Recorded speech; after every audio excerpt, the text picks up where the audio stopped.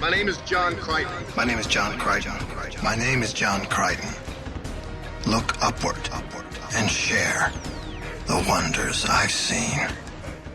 I'm telling you, Aaron, it was from Earth, a television transmission. What, you mean like that Yoda from Dagobah? No. Three Stooges.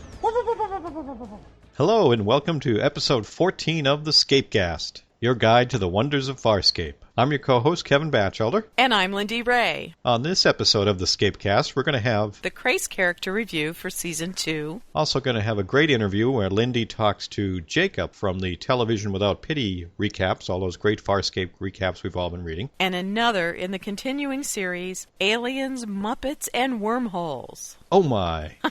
Along with all our other great regular features. This show's spoiler level is... Season 4. So Kevin, have you made any special plans in the past week or two? Yeah, I think I got to mow the lawn. Just mow the lawn? No, it's winter. You're not mowing the lawn. Tell me something else. No, actually, I'm very excited to say that I am going to be at Burbank. Woohoo! Yes, we're going to complete the crew, the entire ScapeCast crew. All 8 of us are going to be out there in Burbank. It's going to be a blast. I'm really looking forward to getting a chance to meet a bunch of other escapers too, Lindy. That's going to be so exciting. I know. I can't believe it. This is the first time that we're all going to be in the same room. You know, this might cause a disturbance in the Force or something. Yeah, we're all used to doing our own little thing in our own little world here when it comes to recording. You get this many of us together, we might all start talking at once. Who knows what'll happen? Oh, my goodness. Yeah. Look out, Burbank. Anyone, any of the listeners, please be sure and come up and say hello to us. We really want to get a chance to, put a face and a name to some of the great feedback we get. So it'd be a lot of fun, everyone. Be sure to say hello, even if you just see us passing in the hallways and such. That's part of the fun, is being able to get the immediate feedback from the listeners. And you can tell us, because we'll be the ones, that'll be perfectly made off and coiffed, and our hair will be blown dry, right, Kevin? Oh, yeah. Into those beautiful, TV anchor person personas. That's how you'll be able to tell us from all the other scapers. Yeah, right. That'll work out real well. Just look for the smiling geek in the corner. That'll probably be me.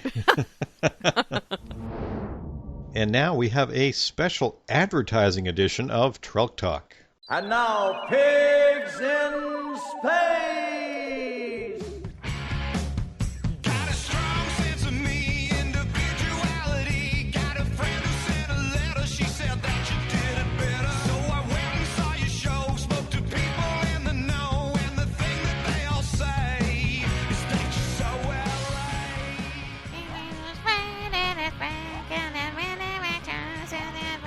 And we're so LA. And we're so LA. Dr. Ernestine, what are you doing here? Moi is so excited, sir.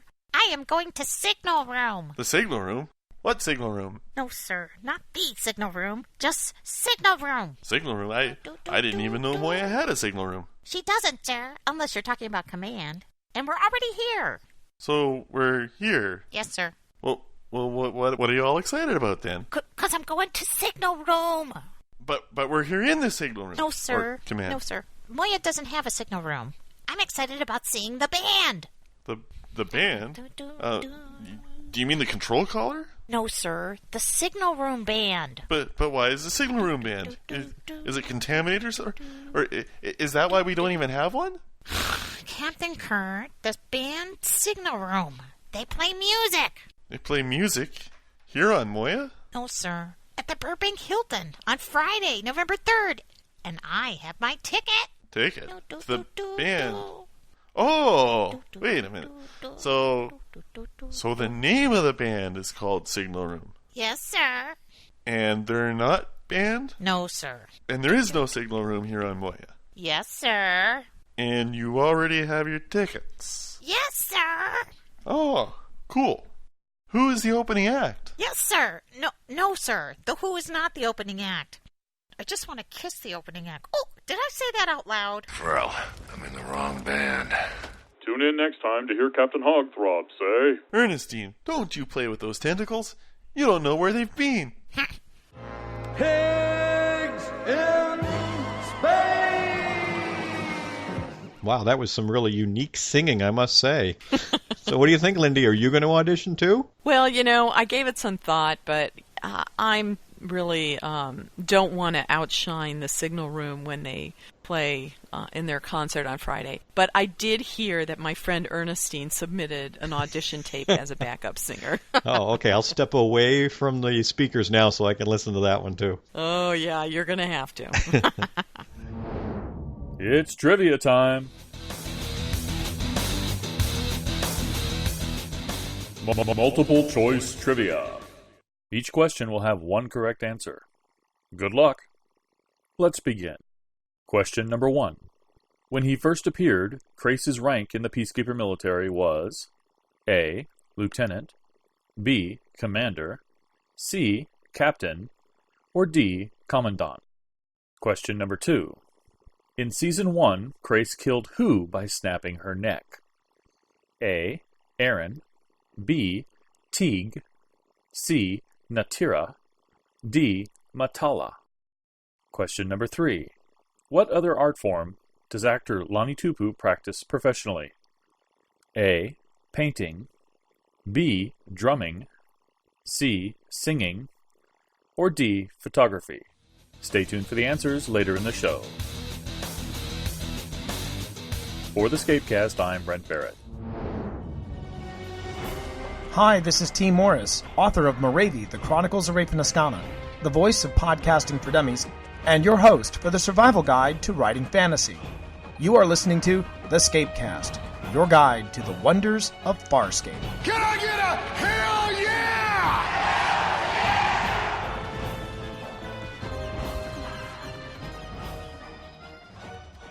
Our next segment is about Crace from Season 2, written by Wendy Hembrock. Looks like a giant snow-willow fountain, then it disappears. He's a speck on the horizon. We see him running by. Call him Ahab, or Captain Von Stratton. Yes, those are sea captains. Okay, let's just call him Crace. Swap the churning oceans and the sailing ship for a command carrier in the expansive vacuum of space.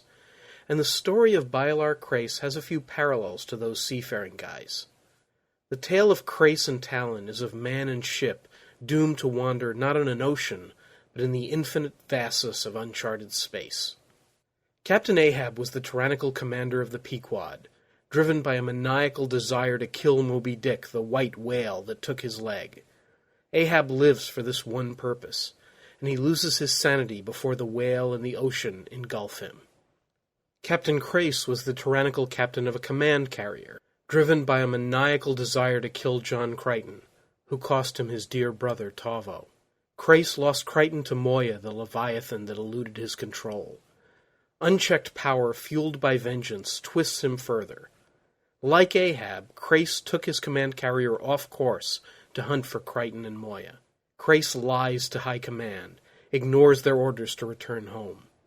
He kills Lieutenant Teague, the one crew member who knows they're AWOL. His only interest was in assuaging his grief and his guilt by killing Crichton. Crace abandoned his peacekeeper duty, and the chase would destroy some portion of his sanity in his time in the wilderness. Scorpius knows the power of vengeance, and he uses Crichton as bait to lure Crace to the Gamic base. The Aurora Chair sets Crace on another destiny path, much as it did to John Crichton. Maybe there's something to be said for shock therapy. Crace sees that the Peacekeeper way led him down a path of destruction, and he recognizes his deep flaws. But recognizing one's flaws is not the same as changing. I thought it was about my brother. It should have been about my brother. But somewhere along the way, my priorities decayed. I realized I'd become more concerned with my own image and career. No matter what I do, I have no life beyond court-martial, incarceration, execution. So what do you want? To survive. Crace tells Rigel he still has uses, and so he does. Crace points out the flaws in the plan to attack the Gamic base. Aboard Moya, in a tenuous alliance with the crew, he seizes upon the one thing that can benefit him: Talon. Magnificent. Kal Tenaga Chivoko. A crowning glory for whom? For us, Officer Sun. Peacekeeper minds who believed that a Leviathan warship hybrid was possible. Unlike his mother, this ship responds to direct voice command. By design. What captain would want a pilot, such as the one on Moya, interpreting his commands? This ship will never have a pilot. It can support one, but why? Why dilute the direct command and response possibilities? In The Way We Weren't, we learned Crais had been involved in the Leviathan breeding program. Moya's pregnancy was part of that program, so in essence Crais was behind the creation of Talon. With his kidnapped ship, Crais embraces a life similar to another sea captain, Captain Van Straten of the Flying Dutchman. In one version of the Flying Dutchman legend, the captain went on a quest round the tip of Africa, and vowed that he'd not return until he succeeded. The ship, the Flying Dutchman, was condemned to sweep the seas around the Cape of Good Hope, never to find a haven. Sailors were struck with terror by the ship, considered a bad omen, and often fatal. Will Crais's fate be similar to Van Straten's, forever lost on a futile voyage that will ultimately destroy him? Where does the story of Crais depart from that of Ahab, destroyed by the white whale? In Season 2, it's not clear.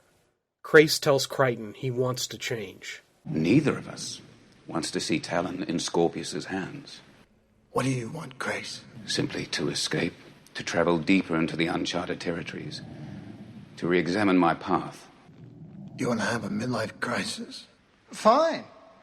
Just ditch the firm, head off to Maui, shack up with the supermodel, but you do not get to keep the Porsche! But Crais seems to be up to his old tricks, duplicity and double-dealing with both Aaron and Scorpius. Crais helps Aaron escape, and tells her where she can stow John and Dargo in the asteroid field. Crais strings Aaron along to help him gain control of Talon. At the same time, he's stringing Scorpius along, telling him he can deliver Crichton. Crais has one possible way to restore his old life: Talon. Talon is redemption. Talon is the proof that his Leviathan breeding program works. Talon is his final success story as a peacekeeper. Crais bonds with Talon with the help of Aaron, but his peacekeeper training uses rather twisted methods to manipulate Talon, playing on his ego and emotional instability to form a connection. Talon, stop this senseless behavior. Your mother has gone. Do you understand? Moya has abandoned you. What are you doing? Power down your engines at once. Leaving the protection of the field right now is suicidal. I know you detest all this hiding. You're a gunship, a warrior. You want to move, to fight. But you're not yet strong enough to take on a command carrier. He's going berserk. Talk to him. Talon, what's the matter? Broadband transmissions. Talon, do not play into the hands of your enemy. Remain right where you are. You're brave enough to do that, aren't you?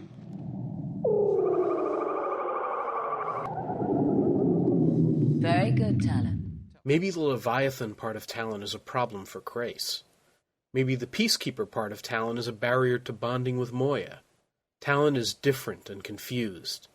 He's further stressed when Crichton captures Crais and Talon is left alone. While alone, Scorpius's random signals and the advancing command carrier panic him. Talon actually fires upon Moya to get their attention to his distress, prompting Crais and Aaron to return. Talon demands Crais as his captain, not the guidance of his mother Moya or Aaron. Talon, you heard Scorpius. You are not his concern. Merely a tool he can use or barter away. This is how the peacekeepers treat their own. You, me, Officer Sun. But we are alike now. Orphaned from all we ever knew. We have only one another to rely upon. You must believe me. Trust me. Talon is the brother Crais can protect and nurture, as he failed to protect Tavo. The tenuous bond that Crais forges leads Talon to make the fateful choice to tie himself to Crais. Talon clamps onto Crais with the hand of friendship. Talon's hand is a bloody and painful mechanical linkage to Crais's nervous system, The offering is not the direct control over the ship that Crais imagined, though. Crais again takes Talon away from his mother. Time passes before we see the two again in the episode The Ugly Truth. We don't know what has happened. One can imagine there's been a toll from the kidnap and separation from his mother, Crais as his captain, and the fear of peacekeepers chasing them. Crais played on Talon's fear of abandonment and confusion. He treats Talon like a peacekeeper soldier to be manipulated and ordered. But Talon is also something else. He has a bit of the white whale in him that can never be tamed, and may eventually turn on his captain. Talon's instability and violent nature become more evident. Crais meets up with Moya because he cannot control Talon's tendency to respond to any threat with violence. Crais proposes that the crew help persuade Talon to remove his huge cannon and replace it with purely defensive weapons. Suppose what you really want is to install even deadlier weapons on Talon. You can supervise the installation yourself. In fact, I'll need your help and Moya's to sedate Talon for the modification. He won't part with his cannon willingly. No. We cannot be a party to this. This weapon will help Talon. I know a way we can help Talon. Why don't we just break your neck? That would exacerbate the problem. Talon would be even more destructive without my guidance. You mean your control? I only control him to a point. And I can't seem to convince him that the use of his weapon should only be as a last resort. Perhaps another captain would have more success. Doubtful. He trusts me. Then he's the only one around here who does. I have not misused Talon's power. I've only fired his cannons in self-defense. Yeah, right. I have changed, Crichton. My only concern is for Talon's protection. Left unchecked, his aggressiveness will lead to disaster. As the ugly truth unfolds, Talon destroys the Placavian ship, embroiling them in duplicity and murder. Most of the crew are motivated liars about how Talon came to fire. We finally learn that Talon fired on the ship himself, because Moya told him that the Placavians dealt in forbidden cargo, including Novatron gas. So Talon destroyed the ship he considered a threat to Moya. He wanted to protect his mother. That relationship still trumps Crais' influence. Family still comes first, and then his surrogate family, Crais and Aaron. Talon and Crais flee their destruction of the Placavian ship, leaving the crew and Moya to face the consequences. Two ugly truths are revealed, that Talon is even more dangerous, and Crais is watching out for Talon as well as himself. We don't see Talon and Crais again until Part 3 of Liars, Guns, and Money. We have no idea what the two have been up to, but Crais admits he doesn't have control of Talon, the hand of friendship notwithstanding. Talon responds to the distress message from his wounded mother, with no input from Crais. The roles are reversed now, as Crais and Talon provide protection to Moya and the crew, who are in over their heads with the robbery gone wrong. Aaron wants Talon to strike first on the Shadow Depository. Scorpius is in the depository. Tempting. I thought that you didn't want to use Talon for violence. You all said that from the beginning. Yes, but this is different. How? Is this violence more acceptable because it's for you? No, it's because Scorpius has captured Crichton and he's going to kill him if we don't get down there. There's always a reason for violence, Aaron. Thousands of people die for the most virtuous causes. Oh, you don't have to lecture me, Crais. I believe I do. You've lectured me countless times. Crais sees the crew considers Talon a weapon. He chides Aaron about her ethics. He also probes her motivation and finds her vulnerable to his prior request to join him as she offers to do anything in exchange for his help to save John. During Crais' isolation aboard the paranoid ship, perhaps Aaron soon started to look like the only female for him, since she's another contaminated peacekeeper. So has Crais changed? Some. Crais does seem to be on a quest for improvement.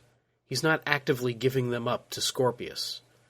There's a kinship now formed in common exile, and he continues to prove useful. The death of Aaron's son deals a setback to both Crais and Talon, though. Crais is transformed by grief for Aaron, possibly magnified by Talon's grief.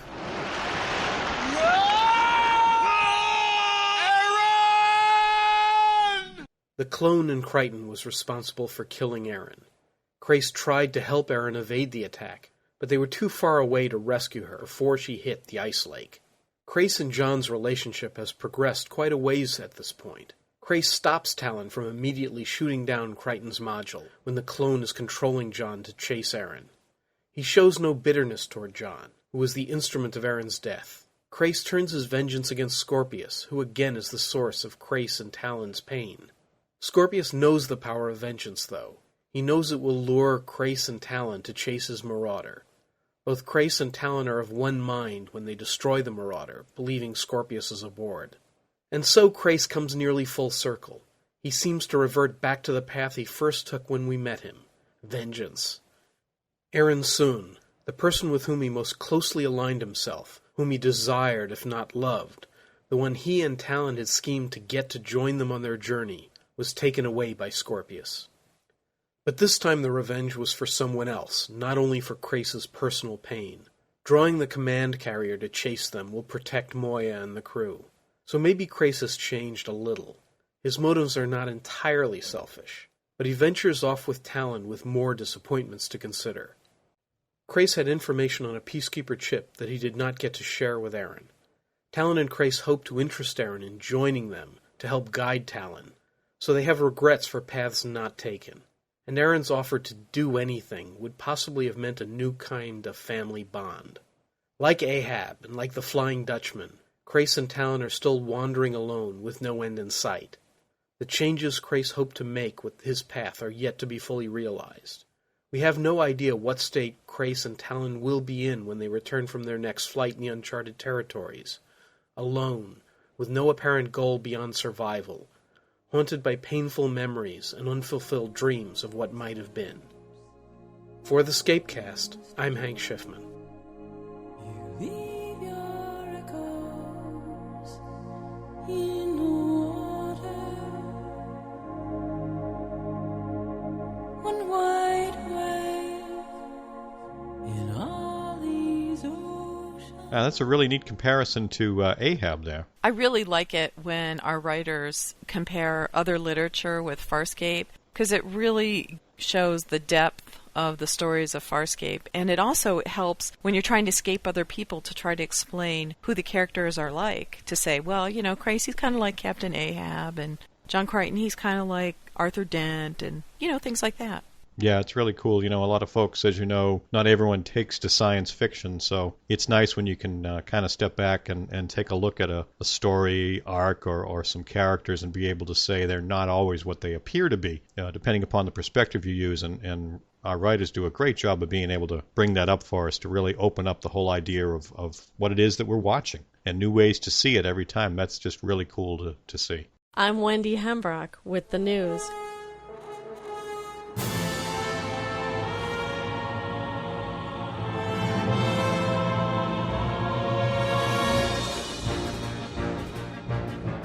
Farscape returns to the Sci-Fi Channel, the Australian Sci-Fi Channel, that is, a 24-hour channel dedicated to sci-fi programming, including popular series like Medium, The 4400, and Battlestar Galactica, as well as franchise series like The Star Treks, Stargate SG-1, Buffy the Vampire Slayer, and Farscape are all on tap. The channel is set to launch on December 1st. Now that's must-see TV. Farscape producer David Kemper will return to working with the Sci-Fi Channel, though. David Kemper has a 5-picture deal with the Sci-Fi Channel, co-produced with Rigel Entertainment. Rigel Entertainment's president said the first 2 Kemper films are creature features called Heatstroke and Tyrannosaurus Azteca, both in development. The films are targeted for Sci-Fi's Saturday Night Movie franchise. There's also a series in development by David Kemper described as a post-apocalyptic take on Xena. Rigel Entertainment was formed in 1992 and named not after our favorite Dominar, but after Rigel, the brightest star in Orion's belt. Gigi Edgley has been nominated for a Film Critics Circle Award for Best Actress for her performance in the film Last Train to Frio. The Film Critics Circle of Australia is the national professional body of film critics in Australia. Last Train to Frio was nominated for 5 awards, including Best Actress, Best Actor, Best Supporting Actor, Best Supporting Actress, and Best Adapted Screenplay. The awards will be announced on October 28th. Good luck, Gigi!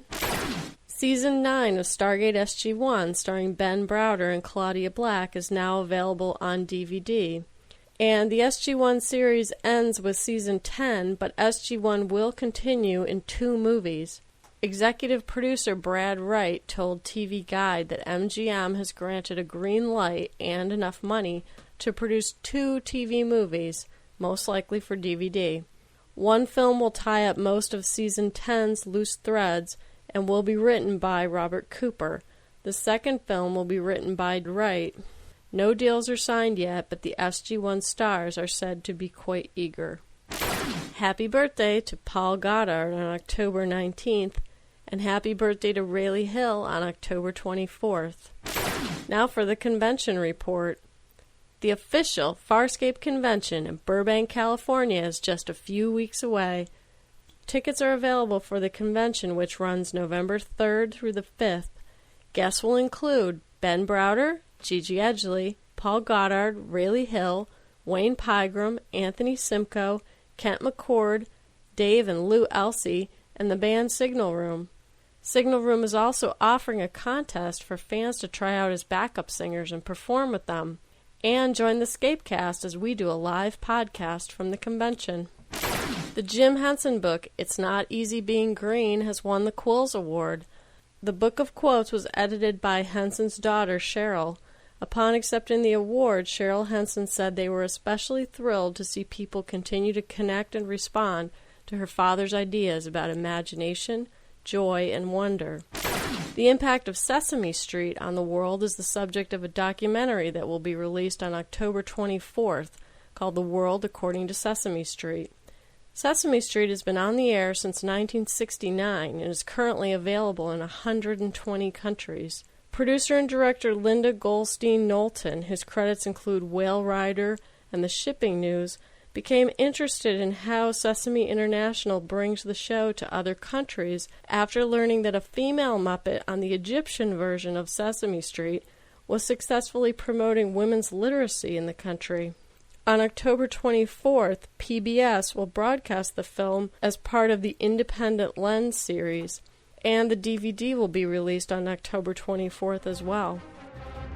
Check the show notes for links and details on all the topics in today's news. I'm Wendy Hembrock for the ScapeCast.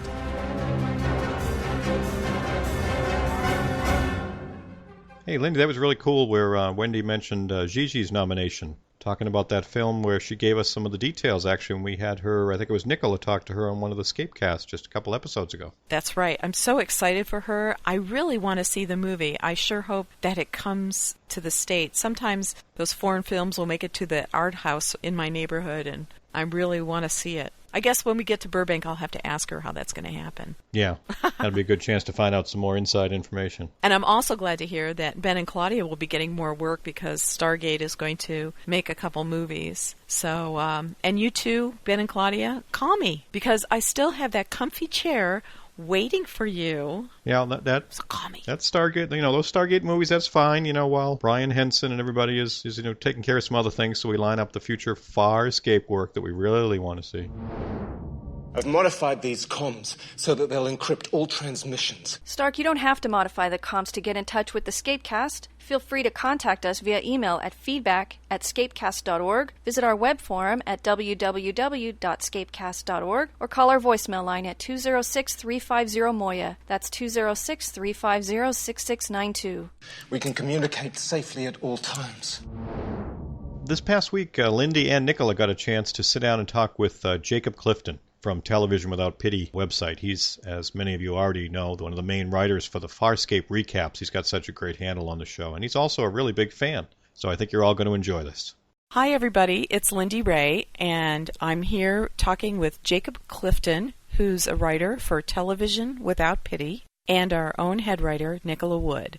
And we're here to talk with Jacob because he's our favorite recapper for our Farscape on Television Without Pity. Now, we call it 2-Op. Jacob, what do you call it? We on the staff call it TWAP. You're twappers?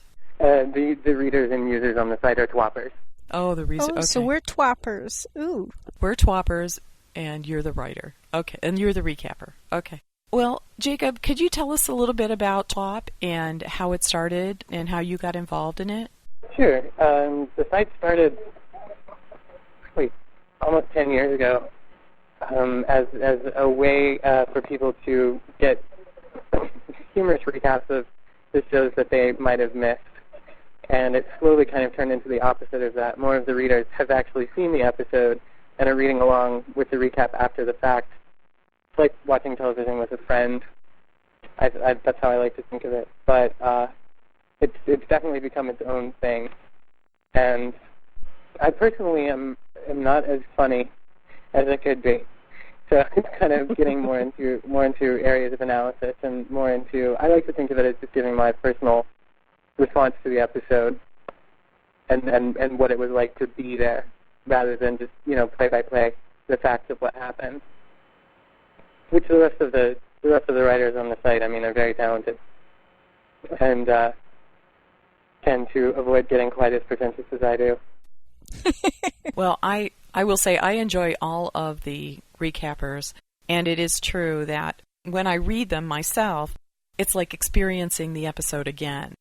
And when I read your recap, I have to tell you, sometimes I don't really understand what you're always saying. But it does really put a whole different perspective on things, and I think that's what we like about it. I think that with Farscape in particular, it's a show that engenders such a personal reaction, myself included, and so that just stands to reason. I think it's the perfect show to recap for that reason, because it's so visceral and the emotions are so real, and it's something that you really can't help but plug yourself into if you're a fan of the show. Now, did you start watching Farscape from the beginning when it was on, or?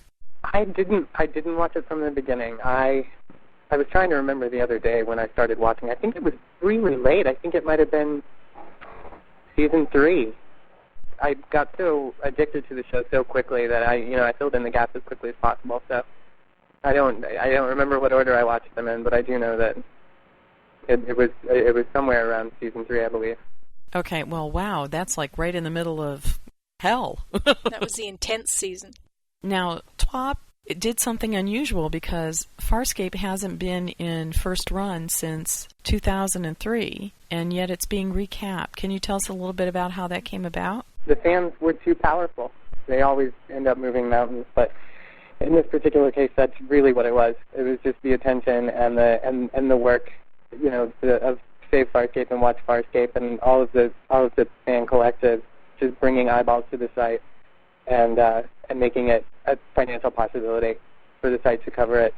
Because every recapper, certainly every recapper that's recapped the show, and I know recappers past had always pitched the show. I know I've done it a million times, just because it is so beloved and it's so much fun to write about and so interesting to write about. But there was never any question that there just wouldn't be enough eyeballs. And then once the Two Beast Kids recap, charity recap, the auction started, it became clear that the fan base was capable of moving themselves as a group to TWAP and experiencing it that way as well. Now, does TWAP know how many people are reading recaps? Is there a way to see if that has panned out for you? I don't actually know. I think that's a closely guarded secret, or it might not be something that we measure. I do know that when a show is evaluated to be carried on the site in full, the way that the shows that are in first air now that we cover and Farscape as well, it's a combination of discussion in the forums and eyeballs on the recaps and all of those things. Interesting. Now, this is not a hobby or a volunteer thing. This is a professional site, and all of the writers are professional and they're paid. Isn't that correct? It's how I make my living. It's how I pay my rent. Most of the recappers have another day job. I don't. So, yeah, it's definitely something that we take seriously in that way. What made you interested in being one of the recappers? Do you get to volunteer for that, or is it assigned, or? I got involved with the site so many years ago. I think it was 2001, and I picked just a recap of a television movie that I thought would be fun to write about, and eventually wore them down. It was The Mist of Avalon, which came out in the fall of 2001. And I, my mother, I'd grown up with the book, and so I just thought it would be fun to write about. I'd been a fan of the site for a while, having come upon it basically, I think, by accident, and then came on as a full staff member, I guess, 2 seasons of American Idol ago, so that would have been 3 years ago. I came on with my first staff assignment, which was Entourage, the casino, first the casino, and then that got canceled off the site almost immediately, and then Entourage ended almost as quickly, and then I got American Idol. So you actually requested? I did. I pitched just as an extra. I don't think I ever asked to be brought on staff. That was extended to me after I'd done several more extras, after I'd pitched them and gotten the okay to recap a few other television movies. Tell us about your background. What else have you been doing before you did this for your full-time job? I went to the University of Houston in Houston, Texas, and was in the creative writing program there, which didn't interest me at all. And then I moved to Austin right around the time that I was really getting involved with the site, the fall of 2001, and I worked regular admin jobs. I worked at a pharmaceutical company administering, doing the administrative work for like FDA trials for medications and stuff, whatever, office work, and just decided that I was going to write full time. So I've written a couple of novels since then, neither of which are published, and I've been writing for the site. And my best friend had a daughter last summer, and I've been raising her during the day. So. Aw, keeping you out of trouble. So, speaking as a creative writer, which you apparently didn't enjoy, but how do you find Farscape, recapping Farscape, different from a writer's point of view? I was thinking about this earlier today, actually. There was a thing that Grant Morrison said in the comic book The Invisibles that always stuck with me, which was he was talking about Mozart and how Mozart would get inside of his symphonies and move around in them like architecture, that he knew them from start to finish, so that the act of writing was bringing the whole into existence at once. And for me, the situation with Farscape has been so ideal because recapping it after it's already aired, as a recapper, it's kind of your duty to do that, I think. At least that's how I approach the recaps, is writing about the series as a whole through each episode. And I noticed that you do put a lot of links in and refer to things even that are going to happen in the future. It's been off the air long enough that I don't feel too terribly bad, and I do try to be a little bit cagey. Obviously there aren't going to be any big details that get blown. And also we're writing them in such a strange order that I just decided not to worry about that. But yeah, and the show itself, kind of moves around in its own architecture in that way. So as much of a bummer as it was 5 years ago not to have the show recapped, now it makes total sense to do it this way, because the show is, it has the same recurring themes coming about, and it has these huge transitions of character that I think actually really benefit as a reader and as a writer, going back and looking at the whole series as a whole, and I think that speaks to the quality of the writing, certainly, and to what they were able to create. You wrote credits. The most beautiful thing about maybe this entire show is the way the credit sequences change from season to season, updating the story boilerplate while mirroring John's adaptations to his situation. I'm just looking for a way home becomes look upward and share the wonders I've seen. There's a lot of emotion encoded into those little changes. It gives me chills every time. I happen to love the credits too, but I love the whole show, so I never actually separated out the credits as something separate. I've gotten more people hooked on the show just by explaining this to them, literally. I mean, it still gives me chills. The idea that in the opening credits with the crazy music and the crazy people on the screen, and he's telling you straight up what's going on with him. And in the first season, he says, I'm just looking for a way home. And then 3 seasons later, he's not. There's a point at which he's concerned about protecting Earth, but then in the 4th season it goes that extra step, and I just find it incredibly beautiful that he wants to share the wonder, and that the world outside and that the world of Moya is no longer something that terrifies him either for himself or as a human being, but that his eyes have been opened to the actual wonder that's out there that he can be exposed to. And clearly when he does get back to Earth, they're no more ready for it than he was. But I just love that every season, every episode in the 4th season, you get to hear him say that. And you get to hear him, how much he's changed and how much more willing he is to love the strangeness in the people around him and to see it for what it is, which is wonder, which is wonderful, and that you know, in a way describes his entire arc. And there's something about the word that just really gets to me. So let's talk about Aaron for a moment. What do you think it is about Aaron Sun that makes her character stand out from other characters in TV land? The radiant officer stone, what is it about her? I think that she's more sympathetic than we can admit to each other.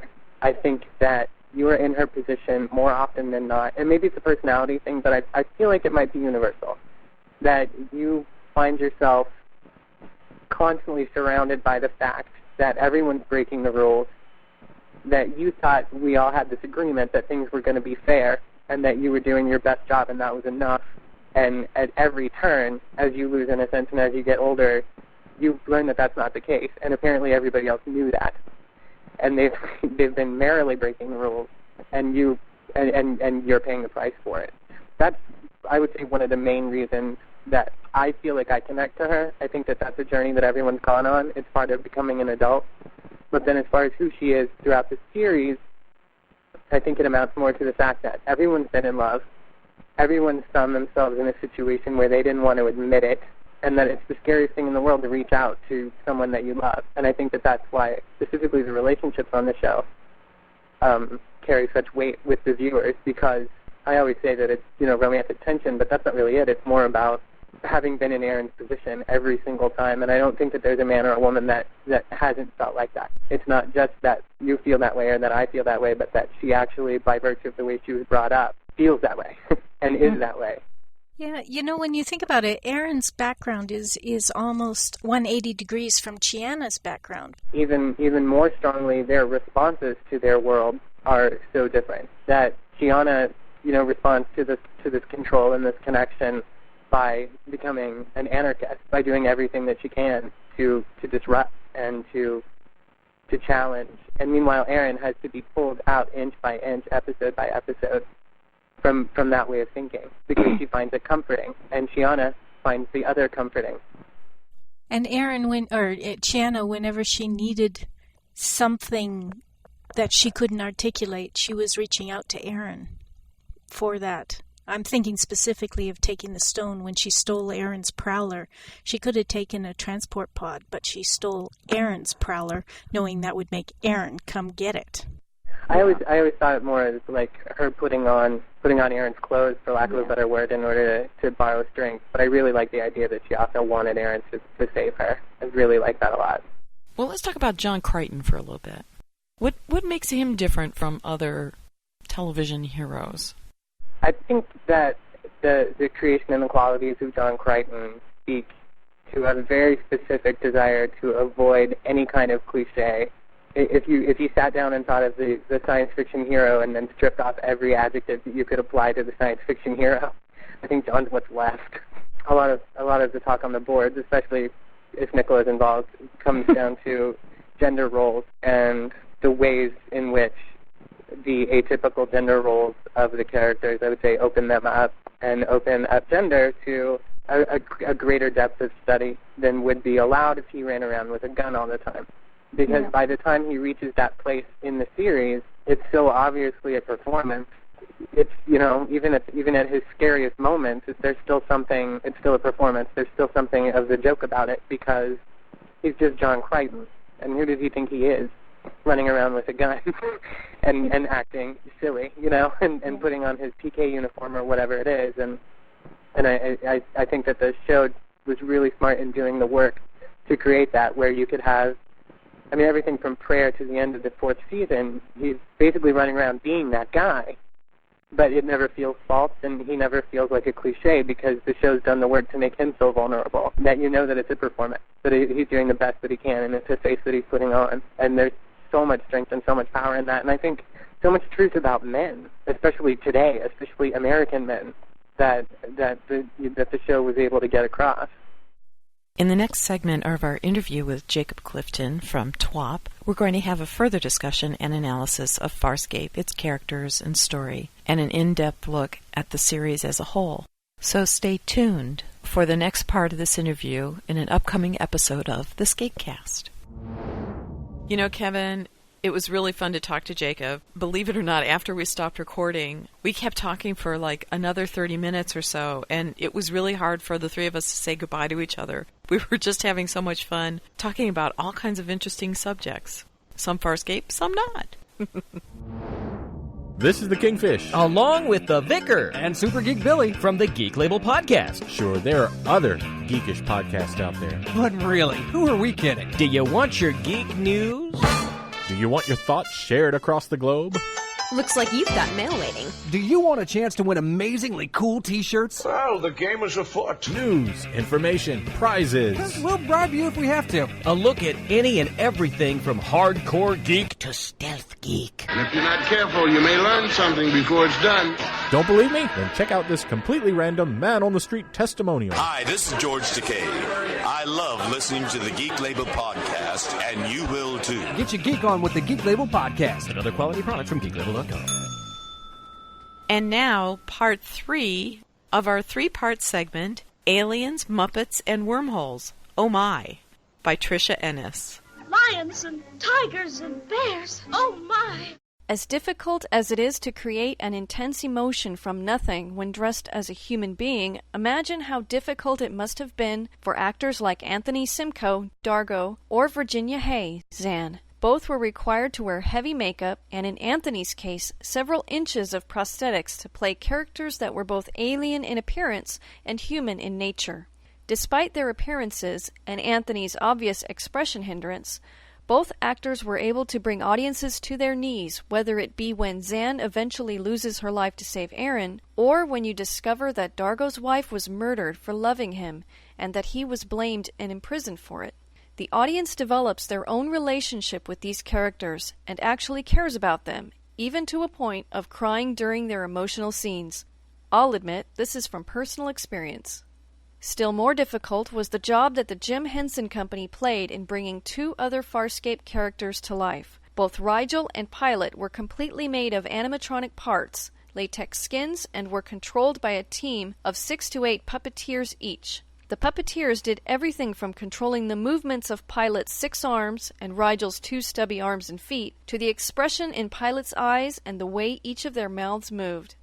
While the head puppeteer voiced their respective puppet on the take, the voice of each was actually provided by another actor who would repeat the lines over an ADR, automated dialogue replacement, a task that required a great deal of patience and cooperation from both the actors and the puppeteers, as well as the directors, cameraman, and members of the creature shop. It was, however, time well spent, as the Muppets became more than just kiddie toys and evolved into actual characters worthy of the attention of an audience and actual intimate relationships with other characters, even an episode or 2 devoted to the development of their character. Jacob Clifton, in his character analysis of Pilot in the article spotlighting DNA Mad Scientist, wrote, Pilot, more full of grace than ever before. He's what Zan wishes she was. What we wish she was. Now you know why the Muppets are something you have to get over. Pilot is the more we could be. I am ready now. I have seen the stars.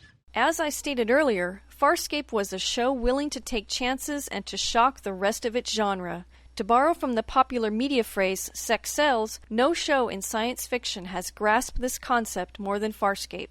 Not only did they include a sexual and emotional relationship between the 2 main characters, but they also dealt with sex and sexuality in a way that recognized it as a natural part of life. Most popular sci-fi television will barely recognize the existence of sex in any form, but Farscape was not one of these. In the 3rd season, an entire episode dealt with desires and how they can affect a person's thinking. One of those desires was sexual pleasure.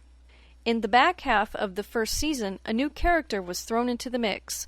Her name was Chiana, and she was as far from pure as one could get. Although the character herself was no more than 20 years of age, her on-the-run lifestyle had already taught her that the best way to keep the upper hand was to use sex as a weapon, and she did so quite effectively. Also explored, despite being a sore subject of discussion for science fiction, was that of suicide. In a single season, 2 characters reached the edge, nearly tumbling over, and in one case this was not a metaphor. Remember the episode The Choice? In that episode, Erin teeters on the brink of taking her own life, and contemplates for a time throwing herself from the window of her very high hotel room. It took an exceptionally determined Rigel to talk her out of it. Look, Erin, I know you're upset. I too had someone important in my life. I missed her for a long time. But I knew, as I'm sure you do, that self-sacrifice is not the answer. Look, I'm not like Crace or Stark. I'm not trying to save you or recreate with you. You can do whatever you like, but Crichton loved you, Erin. He wouldn't want his death to lead you here. Another character to reach the point where they just do not want to go on was Dargo. At the beginning of Season 3, he also lost his love, but not to death. Chiana, whom Dargo had established an intimate relationship with, had deeply betrayed him by sleeping with his son. When Dargo discovered this, he became unfeeling, deciding that it was better not to live than to live with the pain he felt. Well, death isn't always a bad thing, Aaron.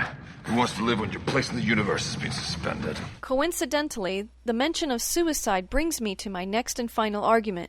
Both Dargo and Erin did not decide to commit suicide with clear heads. Before doing pretty much anything else, they both proceeded to get incredibly drunk, which most people could argue is a very popular method of making emotional and physical pain disappear for a while at least. Much of science fiction also refuses to recognize the use of mood-altering substances in everyday life, not Farscape. If it happened to normal people, it happened to the characters of this show. The hero was even for a time a drug user, all in the hopes of forgetting his heartache and carrying on with his life. As you can probably tell by this point in time, I did not exaggerate the many reasons for Farscape's success in the science fiction genre and in television in general. It has been nearly 5 years since the show was cancelled, and 2 years since the miniseries aired. Still going strong, however, is the Farscape fan community. If one were to visit message boards such as Terra Firma or For All Me Dead, one would see the thousands of members still very much active in the online aspect of the fandom. Furthermore, if one were to visit Burbank, California on November 3rd, 4th, and 5th of this year, one would see the thousands of fans that flock annually to the official Farscape convention held by Creation Entertainment. Fans hold out hope for a future of Farscape in the form of a feature film, and though most have given up hope that the series will ever be renewed, the fan base continues to grow daily. As one fan said, "For as long as humans have been human, we've been telling each other stories. The good stories we like to hear told and retold. Farscape is a good story, and we like to hear it told and retold. We also want to know how its creators plan to end it. Until that happens, people will continue to agitate for more Farscape." I could not have said it better myself. For the ScapeCast, I'm Kimberly Thompson. Kevin, you know, David and Lou Elsie are going to be at Burbank to talk about the makeup for the Farscape characters. And Tricia brought this up at the beginning about how much makeup and latex that especially Dargo and Zan had to wear. I'm really looking forward to meeting them and seeing their workshops on all their techniques and how they come up with all their ideas. Yeah, it's really great, Lindy, when you can hear from some of the craftspeople who really do a lot of these things that some of us have to take for granted when you start watching the show. There's so many other things that are involved, from the makeup to music and everything else. I know I've really enjoyed reading some of the Farscape books and some of the other TV shows that I enjoy, some of the behind-the-scenes stuff. You just realize how much creativity goes into all this stuff. Attention! There are opportunities all around you. Opportunities to help spread the Scaper word around the world. The ScapeCast Beacon, a call to all Scapers to mobilize. It's not too late to get your tickets to the official Farscape convention in Burbank. Join the ScapeCast crew and your fellow Scapers for the 3-day event starting November 3rd. The entire ScapeCast crew will be there. Well, everyone except me. They said something about needing me to answer the phone. The Aurora Awards are coming. The Aurora Awards celebrate Scaper favorite fan fiction. If you read or write fanfic, check them out. Be sure to send in those articles and essays for the ScapeCast Thanks for Sharing writing contest. You can write about any Farscape topic that you fancy. I said fancy. Check our show notes for more information. This has been the ScapeCast Beacon, a call to all Scapers to mobilize. And don't forget about our writers contest. Now, we didn't mention it on the last show, but you can just submit those articles to our regular email address, which is feedback@scapecast.org. And geeklabel.com has offered us more prizes for those early submissions. There'll be gift certificates for each month, October, November, December. So you want to get your submission in early so you can possibly win one of those prizes. Yes, that was really generous of geeklabel.com to give us those extra certificates. So basically what it means is we're just going to do a random drawing each month for any entries received that month to get a shot at one of the gift certificates, and then you're still in the running for one of the other prizes at the end of the contest, too. So you got a shot at actually winning twice. Cool. But, yeah, once your article is done, please don't hesitate to send it in. You know, we all tend to be a little procrastinators, so we're trying to give you a little incentive there not to all wait till the end and then have too many articles to review all at once. So feel free to take advantage of that and send it in as soon as it's ready. We'd love to read it, folks. Hi, my name is Gary, and Farscape for me is fun. It's an exciting universe that sucks you into your own personal wormhole. It's adventure. It's a lot of different things. It's challenging. It's shocking, and it's just an entertaining time. Hey, wait! I got a couple of questions. A couple of 1,000 more questions. Question of the week. This week's question is, what is your favorite special feature on the DVDs? Jeff Rabb writes, "Hey, this is an easy one. By far, the item that I immediately go to after the commentaries, of course, are the deleted scenes. This is whether I'm watching either a regular DVD or the Starburst edition. In fact, the one that sticks in my mind is actually the alternate ending to Scratch and Sniff. To me, that alternate ending is far superior to the ending that was put into the official final version of that episode. My only nitpick on the deleted scenes is that I wish they'd reintegrated them back into the episode, a la the Lord of the Rings DVD sets." This is Got Leviathan. The best bonus features are the bloopers. Come on, we get to enjoy both the characters and the actors at the same time. There are times when Farscape can be such an angstfest. No one ever dies in the blooper reels, and no one's love is doomed forever. It's like being there on one of the good days. The characters really smile, and they laugh, and they get to clown around like we never get to see them. It's one of the good days. Sandy MG posts, "I particularly enjoyed the actor interviews. Until those, I didn't know what Zan looked like, not blue and bald. Gorgeous, of course. Or what Dargo looked like out of makeup. Different, but still Dargo-like somehow. I admit to being surprised by some. Wayne Pygram looked so normal and non-scary. But then he suddenly went into the Scorpius voice and persona, and wow, it gave me chills." C.H. Sanders posts, "It has got to be the bloopers. It's something I look forward to on all the DVDs, but there aren't nearly enough of them. The one that sticks out in my mind the most is when Anthony Simcoe flubs a line and then goes into an ad endorsement for a fake product. They should have one more Starburst edition with just the bloopers." Question of the week. Well, Lindy, as I've mentioned on the forums, and I think a little bit on the show too, I've got all the Starburst editions finally, so I have the full set. I'm so psyched to have all those together now, and I've just started to go through from the beginning, so I actually haven't seen many of them yet myself. But the thing that's great about the very first Starburst set is got a segment on there called In the Beginning, a look back with Brian Henson.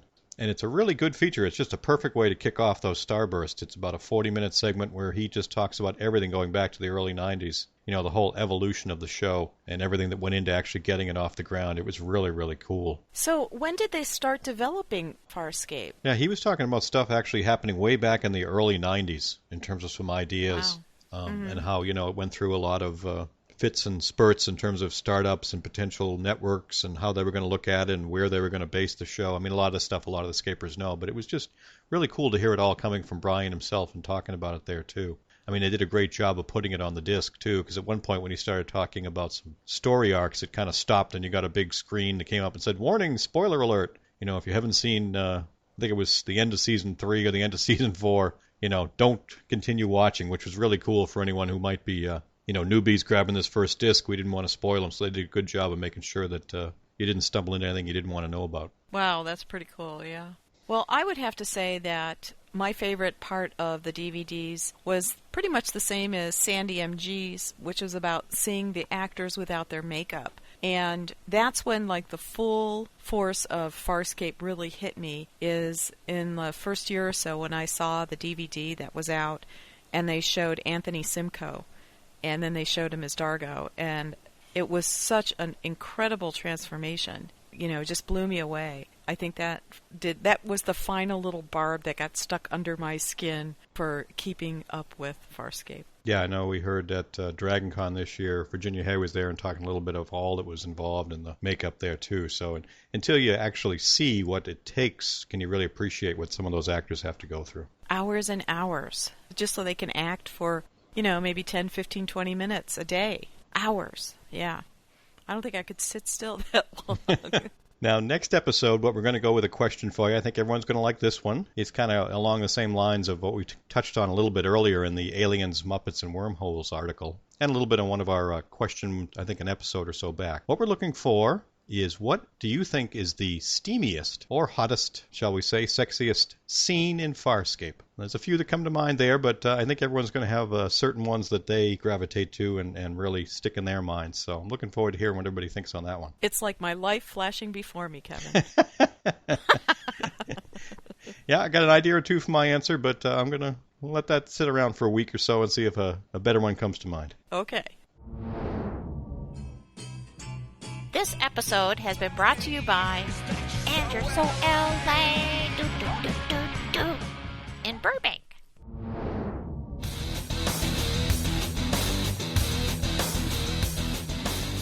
Multiple choice trivia. Please have your answers ready. Here we go. Question number 1. When he first appeared, Crace's rank in the Peacekeeper military was... The correct answer is C, Captain. Question number 2. In Season 1, Crace killed who by snapping her neck? The correct answer is B, Teague. Question number 3. What other art form does actor Lonnie Tubu practice professionally? The correct answer is A, painting. Thank you for playing. For the ScapeCast, I'm Brent Barrett. Now, Lindy, in our next episode, we're going to have something really special for you. It's a segment done by T. Morris. A lot of folks know him from his work on different podcasts and as an author. He was actually a contributor on the book Farscape Forever, Sex, Drugs, and Killer Muppets, the one that was published by Ben Bella Books. So T's got something actually in his own words and his own voice that he did for us, and it's really special. I think folks are going to really enjoy that one. And it's my favorite part of the book, so I'm really excited about it. And it was really very generous of him to spend the time and do this for us. So we're quite excited to share it with everybody else. Yeah, T's a really cool guy. If you ever get a chance to see him at a con or meet him, you know, very high energy, and he brings it across in his recording too. So that's going to be kind of cool. Great.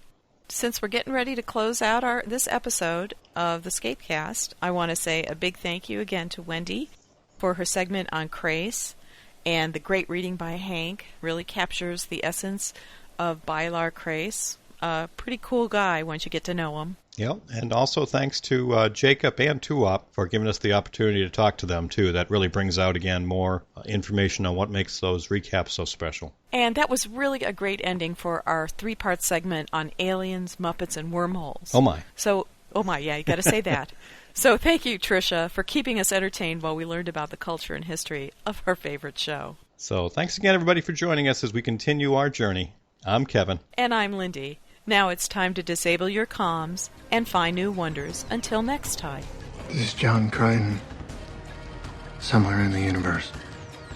You've been listening to the ScapeCast, episode 14, produced October 2006. Writers for this episode include Kevin Batchelder, Lindy Ray, Nicola Wood, Brent Barrett, Wendy Hembrock, Kurt Armbruster, and Tricia Ennis.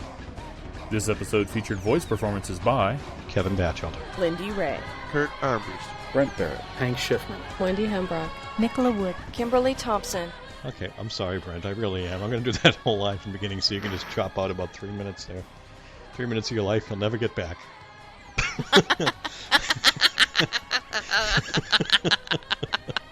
Well, God, when you put it that way. For the entire ScapeCast crew, I'm Brent Barrett. Thank you for listening and fly safe.